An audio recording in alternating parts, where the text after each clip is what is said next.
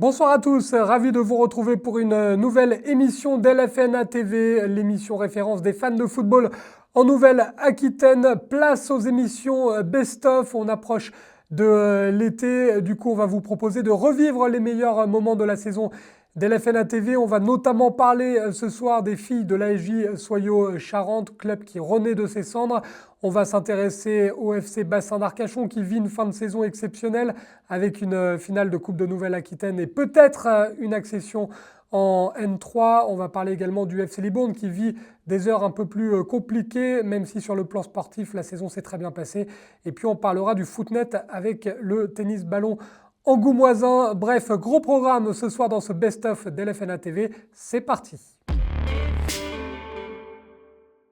Galanterie oblige, on débute avec le foot féminin et on va parler de l'ASJ Soyaux Charentes, club qui évoluait encore il y a très peu en D1 Arkema, club qui renaît de ses cendres après des heures compliquées, notamment grâce à son centre de formation, l'ASJ Soyaux Charentes, qui accède au championnat national féminin U19 en remportant son barrage face à l'US Saint-Malo à l'aller. Victoire 5-3 des Charentaises à domicile et match retour remporté 2-1. Focus tout de suite dans LFNA TV sur un club historique du foot féminin en France et en Nouvelle-Aquitaine grâce à un reportage diffusé dans l'émission signé Touami Nassiri.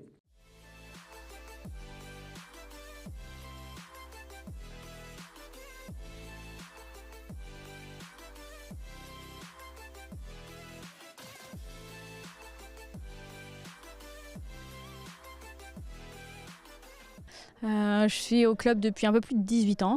J'ai joué à Soyaux de nombreuses années. Il y a 3 ans, j'ai intégré le conseil d'administration. Et puis cette année, j'ai été élue présidente. L'objectif du club va être double. Il y a d'abord un objectif sportif. Pour nous U18, ça va être la montée en U19 nationale. Et puis pour notre équipe senior qui va évoluer en Régional 2, l'objectif est de monter en Régional 1. Ça, c'est sur le plan sportif. À côté de ça, on a un fort besoin de réorganisation, de repartir sur des bases saines pour l'ASJ Soyaux. Cette transition a été forcément un petit peu compliquée, de par la cession de la société, mais aussi de tous les aléas cet été, puisqu'on a eu une rétrogradation en Régional 2 qui n'était pas forcément prévue, puisque nous pensions repartir en Régional 1. Mais voilà, ça va nous permettre de repartir sur des bases saines. On a vraiment l'intention de redorer les vraies valeurs de l'ASJ Soyaux. Et puis, je pense que le sportif primera sur tout le reste. On vient de gagner notre premier match de Coupe de France 14-0. Je crois savoir qu'il y a des bénévoles qui ont été interviewés, des supporters. Le club n'est pas mort, le club est toujours vivant. L'association a toujours été là et l'association sera toujours là demain. Je vais m'y atteler avec l'ensemble des membres du conseil d'administration, mais aussi avec l'ensemble des bénévoles. Je vous invite et je t'invite à revenir au courant de la saison si tu veux nous voir, parce que le club est bien vivant. Je suis à Soyaux depuis 1999, supporter d'abord, et après ça, Claude a voulu m'embaucher parce qu'il me connaissait déjà d'avant que j'étais entraîneur pour une autre équipe, qu'on n'avait pas besoin de diplôme. Et depuis ce temps-là, je suis resté toujours à Soyaux en tant que bénévole, un vrai bénévole, disons, voilà. Le club est toujours là. On a envie de montrer sur le terrain que l'ASJ Soyaux est toujours en vie et qu'on va remonter dans le championnat auquel on doit appartenir. Et on a envie de faire plaisir à tout le monde qui va venir nous voir, aux bénévoles qui nous aident vraiment beaucoup. Et donc voilà, on va se battre sur le terrain et tout donner. Mais je ne suis pas sûr qu'on reparte de zéro. Je pense qu'il y a une vraie affection pour ce club, pour de nombreux partenaires. Donc je ne pense pas qu'on va repartir de zéro. On va relancer, on va expliquer ce qui s'est passé, puis surtout ce que l'on veut faire. Et ça, avec la présidente, je crois que ce sera un rôle très très important.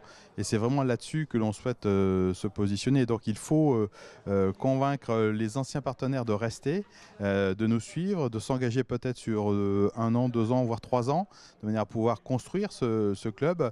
Et puis convaincre de nouveaux partenaires de venir, de rejoindre le projet et d'aider le club à remonter en R1, en D3, et puis on verra. Je suis au club depuis 1976-1977. J'ai été joueuse pendant 13 ans. Ensuite, j'ai donné naissance à ma fille qui a pris la relève pendant une dizaine d'années. Et depuis, je suis bénévole au club où j'aide beaucoup au niveau des familles d'accueil, au niveau des buvettes et puis tout ce qui est aux alentours du club. Au départ, j'ai trouvé très, très dur, ça m'a fait très mal au cœur de voir mon club sali comme il a été sali. Mais maintenant, nous allons tourner la page. Nous repartons effectivement en amateur et nous avons une très bonne équipe autour de la table qui travaille de façon à ce que ce club retrouve une certaine sincérité et qu'on soit respecté partout. Pas comme actuellement où on nous rejette un petit peu de tous les niveaux. La motivation, on ne l'a pas perdue. C'est un challenge qui a été proposé vu la descente de la D1 en R2. Les jeunes sont restés. Voilà, des filles comme Torisson, comme Lousteau, comme Mangardu, comme Chaudet, toutes ces filles-là qui sont à la section ou qui sortent de pôle sont restées pour un nouveau challenge, remonter en R1 et puis après remonter en D3 si on peut le faire sur les deux années qui arrivent, ça sera vraiment parfait. Et puis il y a le challenge aussi Coupe de France qui va nous permettre de nous confronter à des équipes de haut niveau comme on a pu le faire en amical contre La Roche-sur-Yon et continuer leur progression vers le haut niveau pour ces filles-là. Allez, Julie, quoi?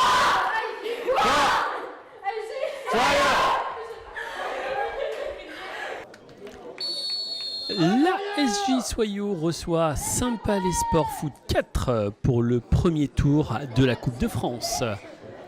C'est les Sogelliciennes qui ouvrent rapidement le score sur cette frappe à la 5e minute par l'intermédiaire d'Héloïse Foscave. À la 10e minute, c'est au tour de Siane Corion de marquer le deuxième but sur ce ballon relâché par la gardienne adverse. C'est un coup franc bien placé aux abords des 18 mètres que se charge Héloïse Foscave pour inscrire son doublé et permettre aux siens de mener 3-0. Saint-Palais Sport Foot a l'occasion d'ouvrir le score, mais la frappe sera sans danger pour la gordienne sogellicienne avant que l'arbitre de la rencontre siffle la fin de cette première mi-temps avec un net avantage de 3-0 pour l'ASJ Soyaux.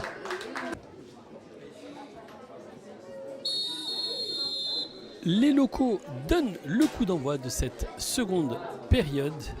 Et c'est à la 47e minute qu'Eva Taudière qui se présente seule pour marquer le 4e but de ce match. C'est sur corner que la gardienne rate sa sortie et permet à l'ASJ Soyaux de mener par 5-0. Sur cette action en profondeur, Héloïse Foscave marque le 6e but pour l'ASJ Soyaux. Ça s'enchaîne du côté du stade Léo Lagrange avec Eva Taudière qui y va de son but de cette magnifique reprise. C'est sur une contre-attaque que Talia Cressard enfonce le clou et marque le 8e but pour l'ASJ Soyaux. Le corner des Sogelliciennes, bien suivi par Flavie Audouin pour le 9-0. À la 83e minute, c'est au tour d'Iman El Kejaou de partir seul et de marquer le 10e but. Sur cette passe en profondeur, c'est encore Eva Taudière pour le 11e but. C'est sur cette magnifique frappe enroulée du pied droit qu'Héloïse Foscave marque le 12e but de cette rencontre. À la 89e minute, Talia Cressard prend à contre-pied la gardienne adverse pour inscrire le 13e but. C'est dans les arrêts de jeu, après avoir bien suivi l'action, c'est encore Eva Taudière qui marque le 14e but de cette rencontre avant que l'arbitre siffle la fin du match avec une nette qualification des Sogelliciennes pour le second tour de la Coupe de France. Oui, le but pour nous, l'objectif c'est d'aller le plus loin possible en Coupe de France. Donc oui, c'est sûr, partir sur une bonne victoire comme ça, c'est que du positif et ça nous donne confiance pour la suite. Quand on a appris déjà qu'on redescendait en R2, ça a été un peu compliqué. Mais on rebondit vite, on a une équipe très jeune qui a envie de jouer en haut niveau. Donc c'est important, il y a un gros potentiel. Donc forcément on a beaucoup d'ambition et pour ça va être très facile de repartir pour jouer en haut niveau après. On passe au foot masculin avec un club très ambitieux, le FC Bassin d'Arcachon, club qui vit un sprint final très intéressant avec un possible barrage qui va permettre la montée en National 3. Il y a déjà eu une victoire 4-0 face à Mérignac-Arlac lors du premier match pour le FC Bassin d'Arcachon qui jouera également la finale de la Coupe de Nouvelle-Aquitaine face au SA Moléon.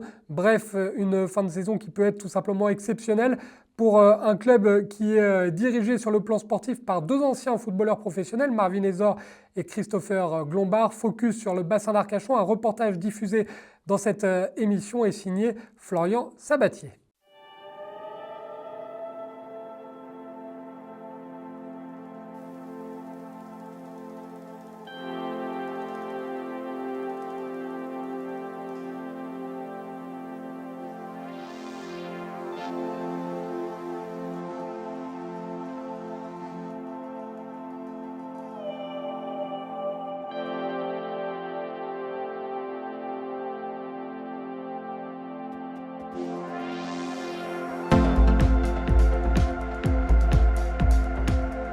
Oui, puis moi pour mon vécu, j'ai toujours eu ce mélange entre jeunes et puis anciens.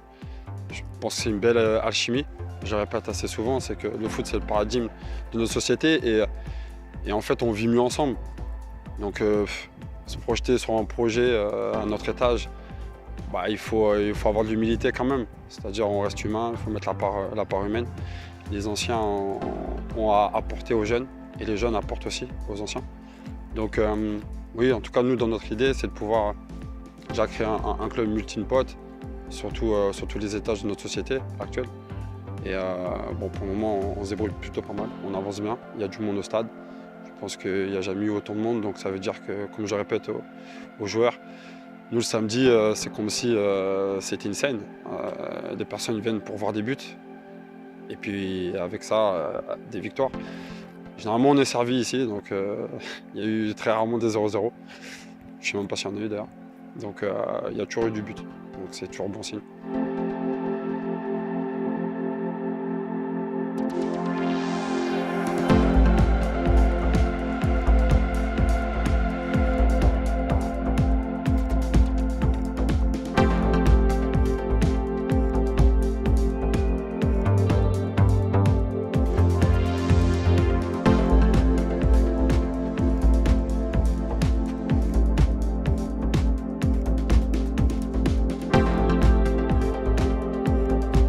Marvin qui me sondait depuis quelques temps. Et puis je lui disais, il me parlait du club, il me parlait de l'environnement, de la suite de carrière, tout ça. Et puis je l'ai écouté, après on s'est eu souvent au téléphone. Mais moi j'attendais un petit peu par rapport au... Là c'était avant la fin du mercato. J'attendais un petit peu voir les possibilités que je pouvais avoir. J'en ai eu, mais surtout prendre la bonne parce que je voulais pas faire n'importe quoi non plus. Et puis c'était un projet, c'était quelque chose qui remplissait beaucoup de critères. Et puis voilà, on s'est retrouvé du plaisir et retrouver des personnes qui me veulent. Et puis voilà, c'était un bon projet pour monter. Il y avait quelque chose parce que moi j'avais envie de continuer et puis être compétitif. Et je suis venu aussi pour, il m'a dit de venir aussi pour encadrer les jeunes, pour l'expérience, pour mettre cette expérience avec Chris et les personnes qui ont, on va dire la trentaine, pour faire évoluer les joueurs et puis le club par rapport à notre expérience qu'on a eue en professionnel. Puis je connaissais Marvin, on a joué ensemble à Clermont, on a toujours gardé contact. Chris, Chris Lombard, on a toujours gardé contact. On a joué l'un contre l'autre quand j'étais à Sochaux, il était à Reims. Il y a un président qui est nouveau, je crois qu'il est là depuis un an et demi. Il y a cette ambition-là de vouloir monter et des jeunes qui sont à l'écoute et qui veulent progresser et continuer à gravir des échelons. Donc tout ça réuni, ça donne un beau cocktail, hein, comme on dit.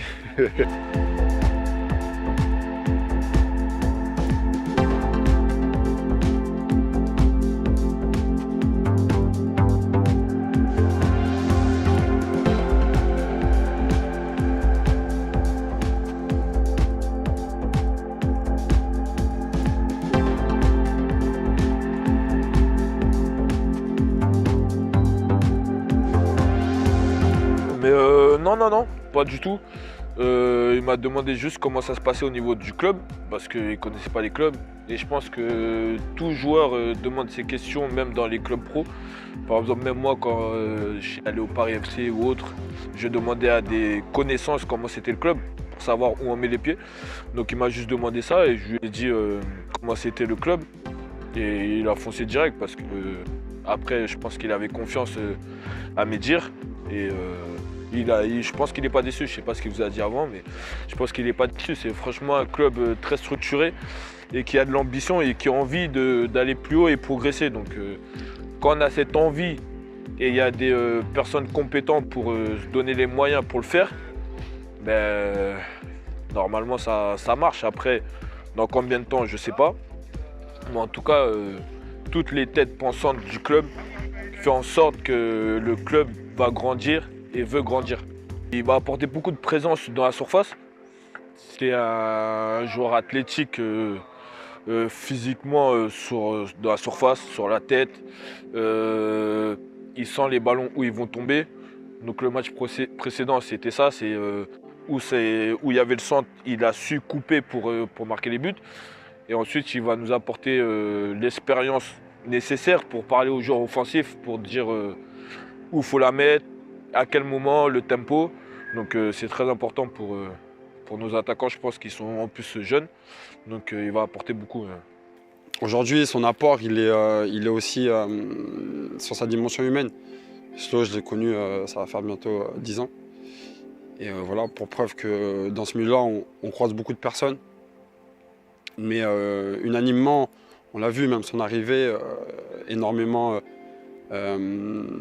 applaudi par un maximum de personnes sur les réseaux. Donc en prenant Swan, c'était sûr qu'on passe aussi indirectement dans une autre manière d'aborder les choses au sein du club. C'est pas facile de faire ce genre de joueur, déjà d'une part. Donc ça, il faut féliciter tout le côté du club administratif, parce qu'il y a des risques, il y a des investissements, il y a tout ça. Mais bon, lui, une chose est sûre, c'est qu'il va le rendre sur le côté humain. Et ça, c'est la première de base, parce que ça profite au club, mais ça profite aussi au championnat.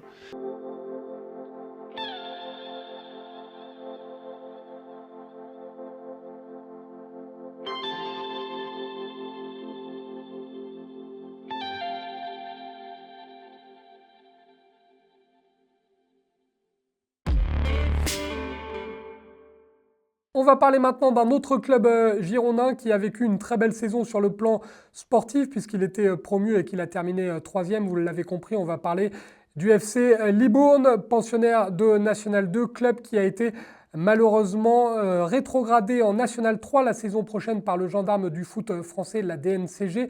Le FC Libourne que l'on avait rencontré grâce à Florian Sabatier cette saison avec LFNA TV. On vous propose de revoir tout de suite le Focus Club consacré aux joueurs de Simon Hadou.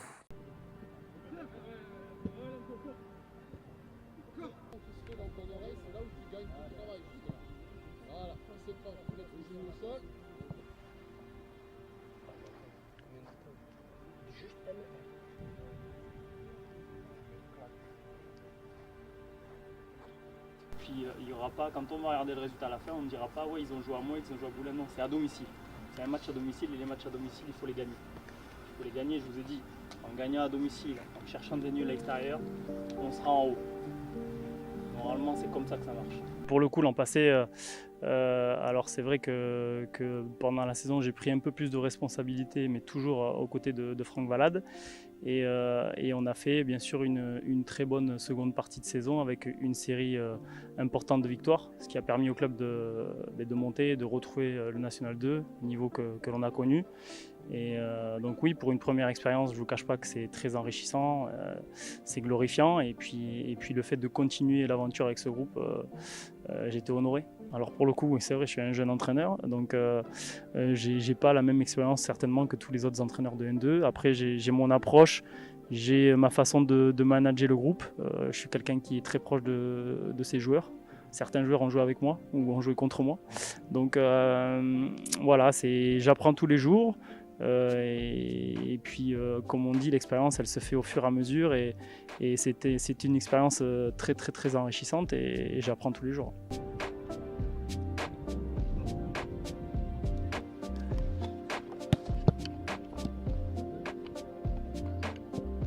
Change de rythme sur la prise, bien joué. Va encore Tanguy, va encore. Bien joué.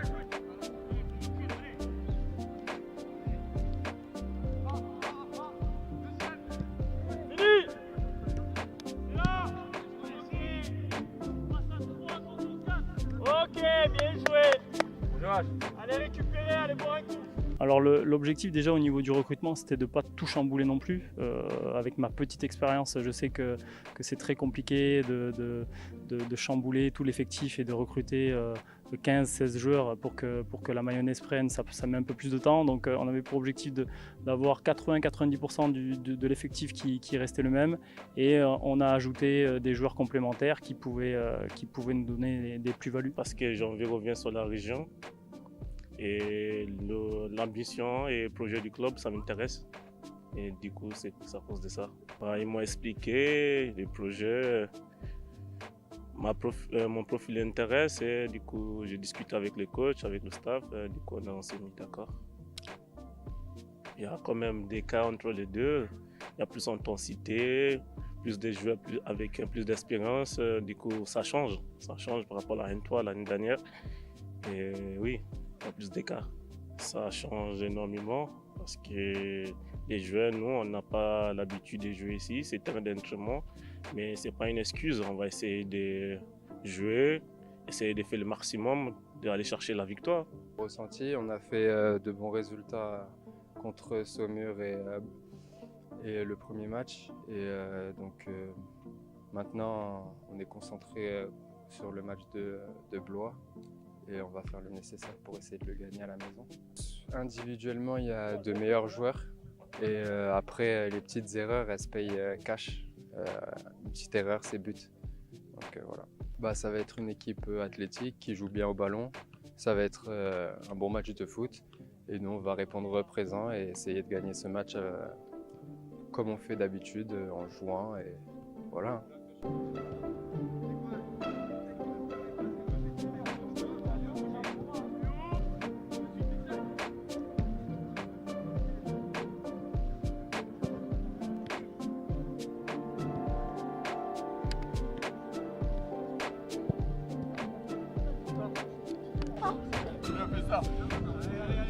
Oui, on ne va pas faire la fine bouche.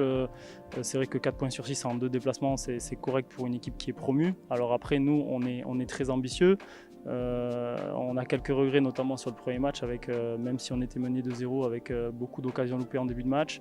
Une égalisation sur la seconde mi-temps et un carton rouge qui nous a un peu freiné sur la fin de rencontre. Donc oui, c'est bien. Le deuxième match a été abouti avec une équipe en face qui ne nous a pas mis trop en danger. Donc voilà, c'est bien. Il ne faut pas s'enflammer non plus.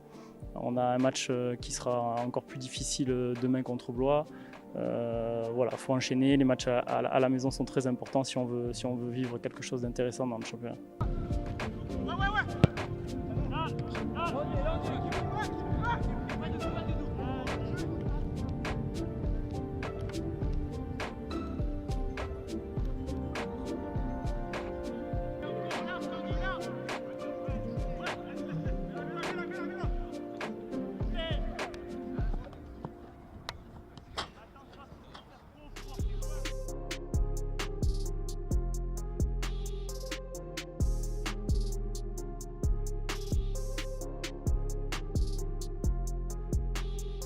Début de cette troisième journée de National 2 entre le FC Libourne et Blois.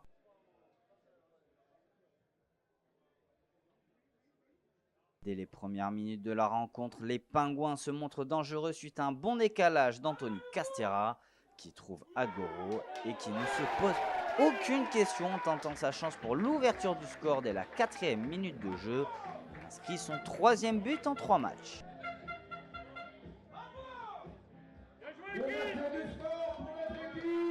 Pour autant, Blois va se montrer dangereux sur corner mais ne va pas trouver le cadre.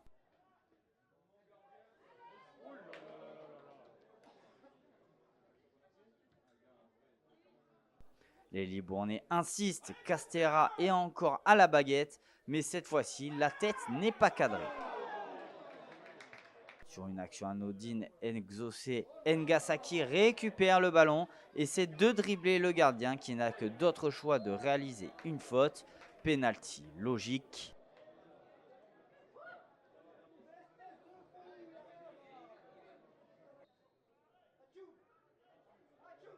Ngasaki s'élance et ne parvient pas à trouver la mise.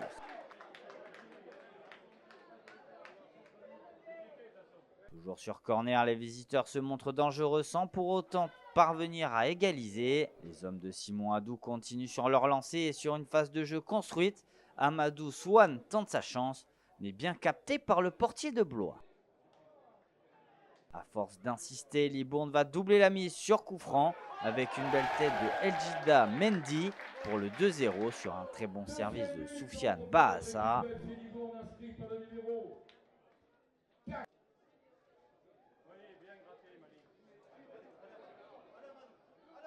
Nous sommes dans les dernières minutes, bien lancé dans la profondeur. Swan bute une première fois sur l'ultime rempart avant de retenter sa chance en vain.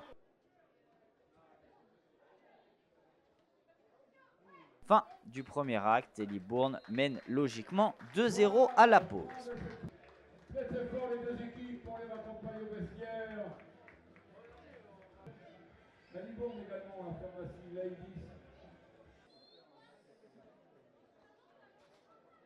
Au retour des vestiaires, les joueurs de Cédric Angebar vont se ressaisir au fur et à mesure de la rencontre. Bien décalé, Arnaud Hachembo trouve Ramos dans la surface qui réduit l'écart.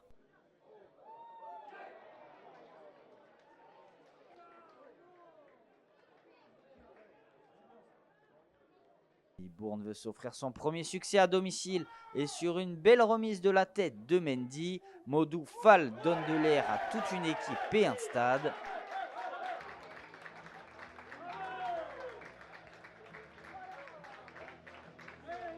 Mais sur un nouveau coup de pied arrêté, Archambault donne un nouveau bon ballon pour un coéquipier qui met le ballon au fond défilé.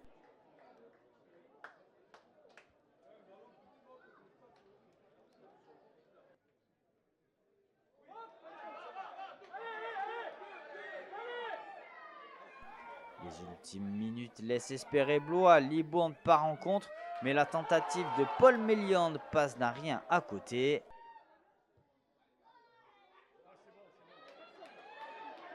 Sur le corner de la dernière chance, l'équipe libournaise part en contre avec Mendy qui n'a plus qu'à déposer le ballon au fond défilé pour le 4-2. Fin de la rencontre et Libourne s'offre son premier succès à domicile et compte 7 points sur 9 possibles dans cette National 2.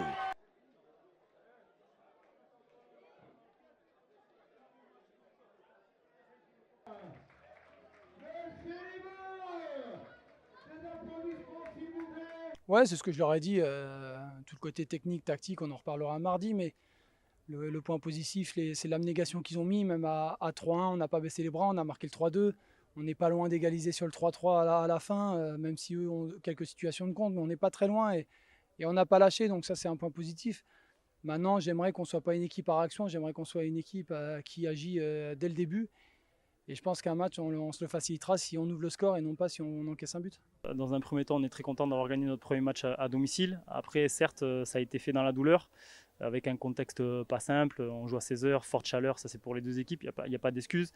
Mais voilà, on a fait une très bonne entame avec le break à la mi-temps.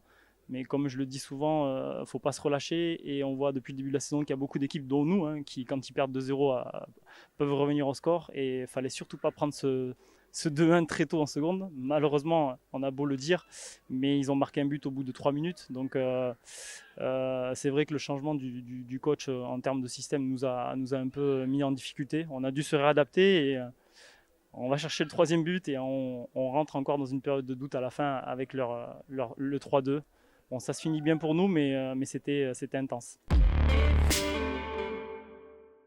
On va parler footnet maintenant dans cette émission. On quitte le gazon pour rejoindre les salles avec ce sport génial qu'est le footnet. Il y a eu d'ailleurs le samedi 1er juin dernier le premier tournoi régional de footnet. Et pour inscrire pour la première fois son nom au palmarès, c'est le tennis ballon angoumoisin qui a remporté ce premier tournoi régional.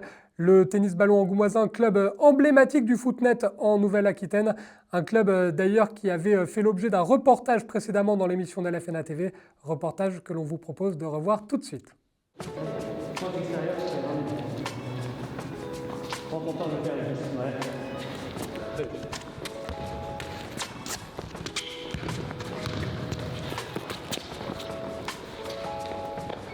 Depuis quelques années, en partenariat avec notre fédération, la FFDAF, la FFF souhaite diversifier en fait ses pratiques et notamment avec le footnet, qui fait partie en fait des pratiques loisirs, voilà, comme le foot-golf ou des choses comme ça. Et du coup, l'objectif, c'est de professionnaliser ce sport. Et donc l'objectif, c'est vraiment de faire venir les footeux, de leur faire découvrir la discipline et de justement essayer de faire créer à tous les clubs de foot qui le souhaitent une section footnet ou bien comme le TBA d'ouvrir vraiment un club à proprement dit. D'accord. C'est vraiment ça qui va déterminer après le reste du jeu, d'accord. Donc sur chaque ballon, ça va être prévu. On est concentré dès la réception. Tac, on est vigilant sur les appuis, on n'est pas comme ça à rien faire, d'accord. On est vigilant, tac. Allez. Allez. Alors moi je suis tombé dessus un peu par hasard honnêtement, par mon cousin qui jouait déjà. Comme beaucoup de monde, je ne connaissais pas la discipline avant de venir découvrir. Et puis en découvrant, le sport m'a plu, sans être spécialement footballeur, parce que moi je faisais du rugby avant, donc rien à voir. Mais la discipline m'a plu, l'ambiance et l'ambiance en compétition aussi, l'entente au sein du club avec les membres. Voilà, puis j'ai adhéré. Cette année, on a eu la chance d'avoir l'opportunité de pouvoir avoir une équipe en D2. Donc voilà, c'est un gros challenge pour nous parce que le niveau est très relevé. Mais bon, on a un peu la carotte parce que du coup, en fin de saison, on va aller jouer à Ajaccio. Donc voilà, pour terminer la saison en beauté. Et donc on a une équipe engagée en D2 nationale et une équipe engagée en D3 régionale. On s'imagine qu'il faut être bon footballeur pour jouer au tennis ballon. C'est différent, le toucher de balle n'est pas le même si un footballeur bien sûr a quelques aisances techniques d'avance, on peut ne jamais avoir joué avec un ballon et attraper le coup de main quand même assez rapidement et commencer à s'amuser rapidement.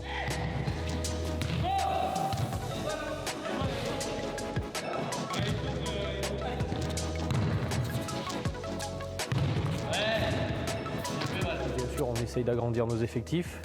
C'est pour l'instant le côté un peu négatif, on va dire. C'est le manque d'effectifs qui permettrait d'avoir plus de moyens pour le club et plus de développement en quantité de joueurs et en quantité de bénévoles. Après, en termes de compétition, on commence maintenant à avoir une équipe un peu plus solide parce que le peu de joueurs qu'il y a dans le club s'investit vachement au niveau de la compétition. Donc on commence par rapport aux années précédentes où c'était très compliqué de former vraiment une équipe solide avec des joueurs habitués à jouer les uns avec les autres.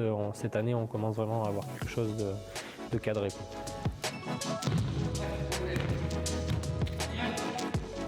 Ouais. Allez.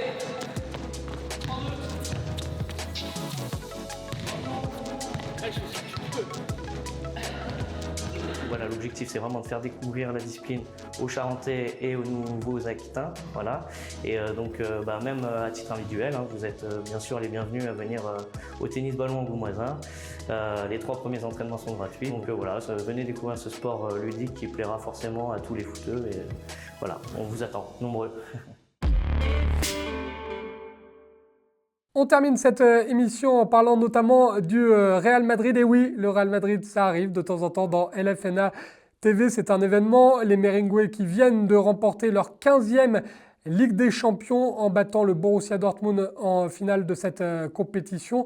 Du coup, un homme a soulevé le trophée pour la première fois de sa carrière, Aurélien Tchouaméni, un pur produit de la formation néo-aquitaine puisqu'il est arrivé sur ses premiers terrains de football du côté d'Artigues près Bordeaux, avant plus tard, tellement le talent était grand, de signer aux Girondins de Bordeaux chez les Grands. Il est ensuite parti à l'AS Monaco et a rejoint le Real Madrid. Aurélien Tchouaméni qui va disputer logiquement, si son corps le permet, l'Euro 2024, une fierté pour la Ligue de football de Nouvelle-Aquitaine, mais également un modèle et un exemple à suivre pour plein d'enfants qui ont participé au stage Real Madrid du côté de Gémozac en Charente-Maritime cette année.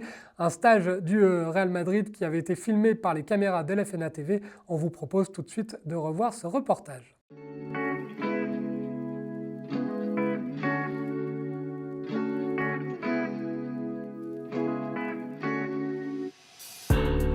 La semaine dernière avait lieu à Gémozac un stage de football organisé et initié par le groupement jeune football Saintonge-Estuaire en partenariat avec le Real Madrid Clinics. Un stage d'une durée de 5 jours qui émerveille petits et grands avec pour but de progresser dans la pratique, comme nous le dit Julien Chollet, coordinateur du projet sportif du groupement JSE.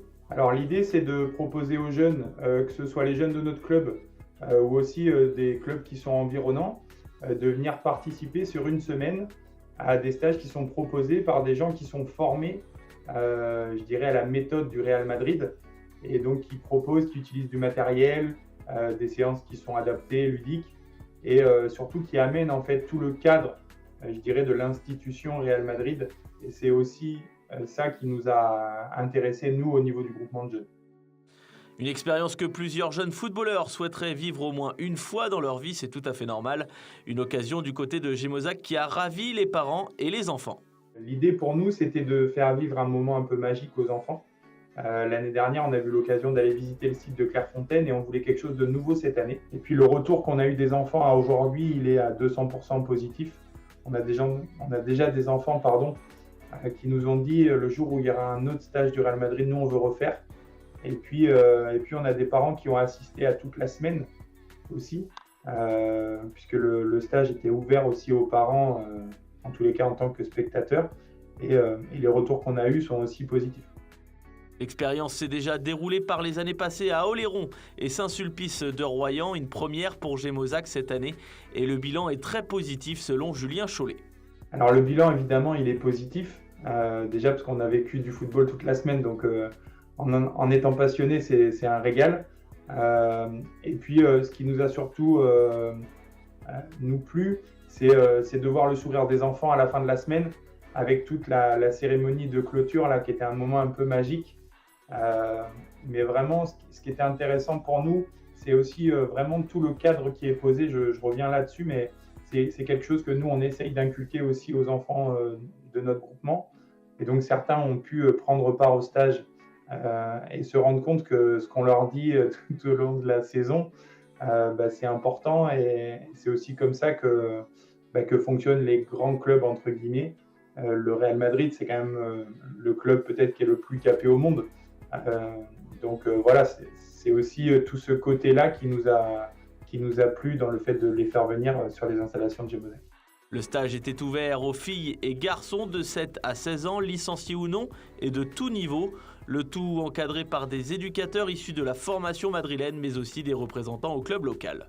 Ce qu'il faut savoir, c'est qu'on avait 4 personnes qui étaient, je dirais, les encadrants principaux, qui étaient les meneurs un petit peu de la partie technique du stage. Et nous, on a mis à disposition 3 assistants qui sont des éducateurs aujourd'hui de notre club, qui sont de jeunes éducateurs. L'idée pour nous, c'était aussi de leur faire vivre à eux aussi un moment magique. Et puis le fait de pouvoir partager avec des personnes un peu plus expérimentées, c'est toujours enrichissant. Les enfants repartiront avec une tenue complète du Real Madrid, ballon, gourde, sac de sport aux couleurs du club merengue. Prochain rendez-vous en 2026, sans doute pour le plus grand bonheur des enfants.